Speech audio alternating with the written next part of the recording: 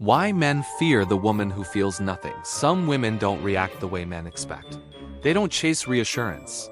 They don't rush to explain themselves. And strangely, those women are often the most unsettling. The woman who feels nothing isn't empty. She's emotionally contained. She doesn't broadcast desire, fear, or insecurity. In Jungian psychology, the ego survives through feedback. It looks for reflection, confirmation that it matters, that it's seen, that it has influence. The woman who feels nothing interrupts that system. When a man can't read a woman emotionally, his unconscious begins to work. He fills the silence with assumptions. He projects meaning onto her calm.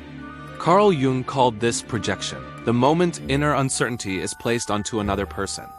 Her silence starts to feel powerful. Her detachment feels intentional.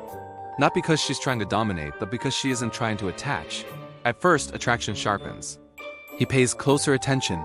He looks for cues, reactions, reassurance. But she doesn't rush to soothe him. This is where fear begins to replace confidence. Not fear of rejection, fear of irrelevance. Because the ego depends on being needed, on being able to provoke emotion. On knowing it has an effect. The woman who feels nothing offers none of that. She regulates herself.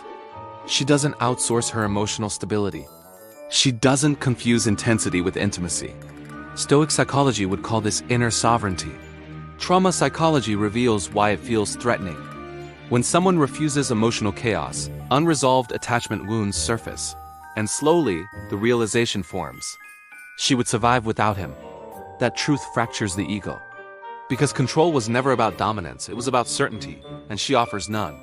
The woman who feels nothing isn't cold, she's integrated.